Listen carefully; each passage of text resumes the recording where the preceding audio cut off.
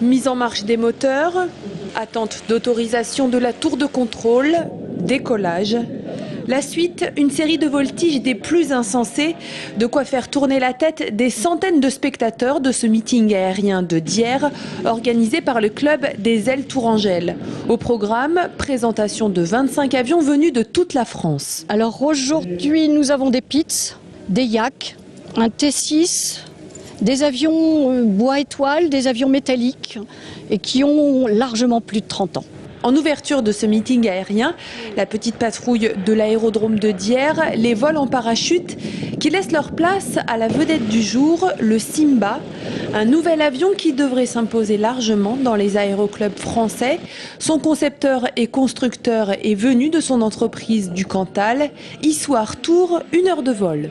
Oui, on l'a dessiné comme le Lionceau qui est à Dieppe. Et ce qu'il y a de particulier, c'est que c'est un avion qui va plus vite que les autres, qui consomme moins de moitié moins d'essence et qui ne fait pas de bruit. Donc voilà, c'est un avion tout en carbone. Et c'est la nouvelle génération, comme le Lionceau, des avions d'aéroclub. Un petit bijou de 125 chevaux pouvant aller jusqu'à 250 km/h. De quoi donner envie au public de sauter le pas et de se former au pilotage, comme les 150 membres des Ailes Tourangelles.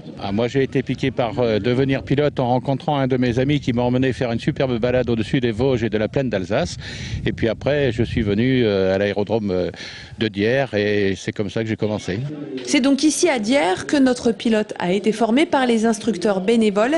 Sachez qu'il existe un brevet de base pour piloter qui permet de voler seul dans un rayon de 35 km autour du terrain. Ce brevet est évalué entre 2 500 et 3 000 €.